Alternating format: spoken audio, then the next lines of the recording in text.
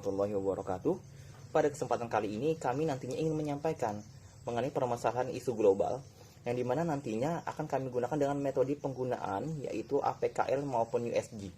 Dan juga kami akan menganalisis menggunakan teknik fishbone dan beserta juga SWOT. Kami merupakan peserta laser BPSDMD Provinsi Kalimantan Selatan Angkatan 14 Kelompok 1 dengan beranggotakan Miftahul Khair, Norianti, Fitriani, Zainul Muttaqin, dan Yuni Mislia. Dan untuk selanjutnya kita akan membahas identifikasi masalah isu global kontemporer. Isu global yang kami temukan di sini ada beberapa isu global. Yang pertama, pelanggaran protokol kesehatan. Yang kedua, narkoba. Yang ketiga, korupsi. Yang keempat, ketidakefektifan pembelajaran jarak jauh. Dan yang kelima, terorisme. Nah, di sini kami menggunakan metode APKL, aktual, problematik, kekhalayakan, dan kelayakan. Nah, dalam metode ini saya menggunakan rentang 1-4. Rentang 1 artinya sangat kurang pengaruhnya, rentang 2 kurang pengaruhnya, rentang 3 sedang pengaruhnya, dan rentang 4 kuat pengaruhnya. Nah, dari hasil diskusi kami menyimpulkan bahwa korupsi merupakan yang paling kuat pengaruhnya.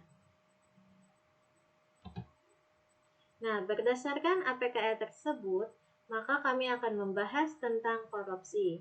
Adapun penjabaran APKL-nya sebagai berikut.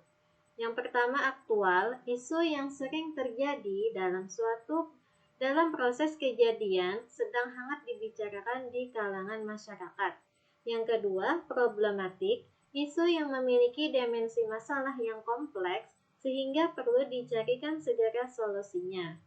Yang ketiga, kekhalayakan, isu yang sering langsung menyangkut hajat hidup orang banyak. Dan yang terakhir, kelayakan, isu yang masuk akal dan realistis serta relevan untuk dimunculkan inisiatif pemecahan masalahnya. Nah, kita lanjutkan dengan pengertian korupsi. Menurut Kamus Besar Bahasa Indonesia, korupsi ini diartikan sebagai penyelewengan atau penyalahgunaan uang negara atau perusahaan untuk kepentingan pribadi atau orang lain. Pada dasarnya, sebab manusia terdorong untuk melakukan korupsi antara lain karena faktor individu dan lingkungan. Faktor individu seperti tamak, moral lemah, dan gaya hidup konsumtif. Faktor lingkungan karena aspek sikap masyarakat terhadap korupsi, aspek ekonomi, aspek politis, dan aspek organisasi.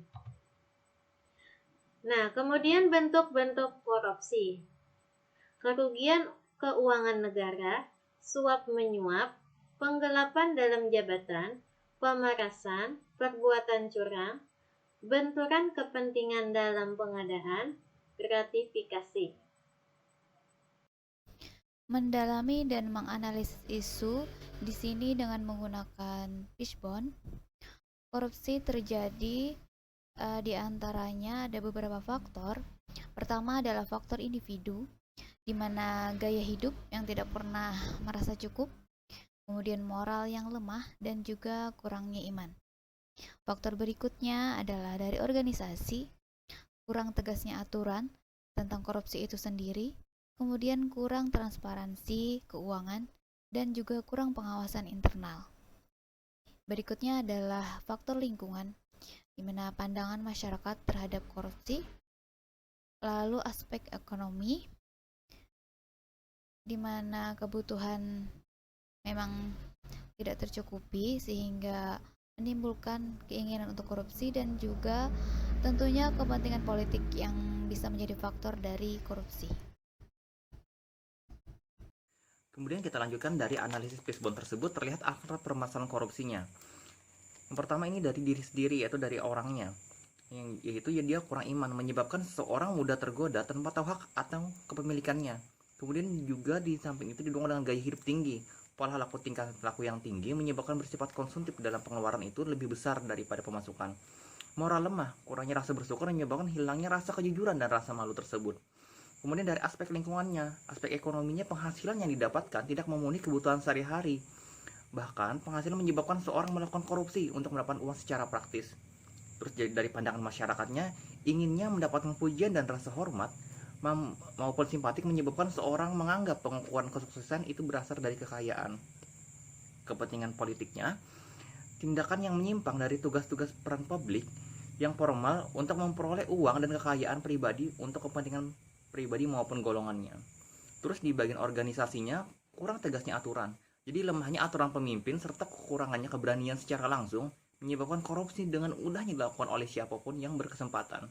Di samping itu didukung dengan kurangnya pengawasan internal. Pengawasan internal tidak begitu kuat menyebabkan korupsi mudah dilakukan karena sistem penjagaan yang kurang kuat.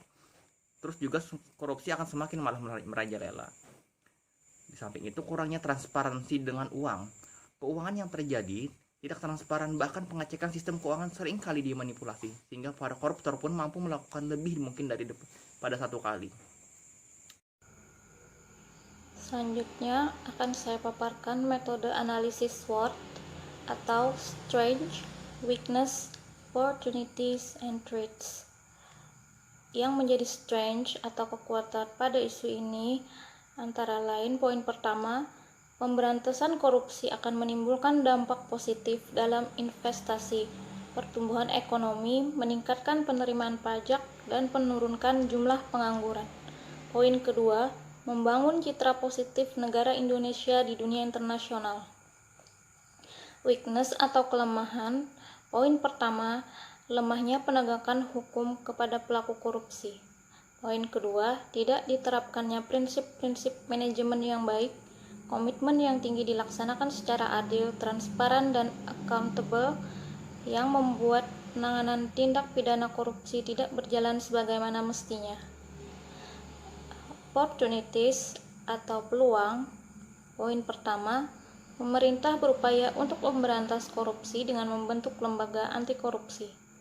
Poin kedua, adanya undang-undang dan peraturan yang dapat digunakan untuk menjerat pelaku korupsi. Threats atau ancaman, yaitu pelemahan terhadap personel penegak hukum dengan cara intimidasi maupun kriminalisasi, bahkan pelemahan dan pembubaran lembaganya melalui celah-celah hukum. Tabel rekomendasi alternatif penyelesaian isu. Isu tentang korupsi. Penyebab, ada faktor individu, lingkungan, dan organisasi. Ada 3 alternatif penyelesaian yang kami berikan. 1. Penyuluhan anti korupsi. Tahapan setiap alternatif. Sosialisasi ke masyarakat, pemerintah, dan perusahaan. Hasil yang diharapkan, sadar bahwa korupsi sebagai kejahatan yang luar biasa, merugikan banyak pihak. Para pihak yang terkait, seluruh masyarakat, penyuluh yang mengetahui pengetahuan tentang korupsi. 2. Alternatif penyelesaian, implementasi pendidikan anti korupsi. Tahapan setiap alternatif memberikan pembelajaran tentang anti korupsi di seluruh jenjang pendidikan yang ada. Hasil yang diharapkan, mengetahui jenis-jenis perbuatan korupsi, melakukan pencegahan tindak korupsi. Para pihak yang terkait, siswa, guru, mahasiswa, dan dosen. Alternatif penyelesaian yang ketiga, membangun sistem anti korupsi. Tahapan setiap alternatif. 1. Menyusun regulasi zona bebas korupsi, wilayah bebas korupsi melayani. 2. Memanfaatkan aplikasi berbasis teknologi.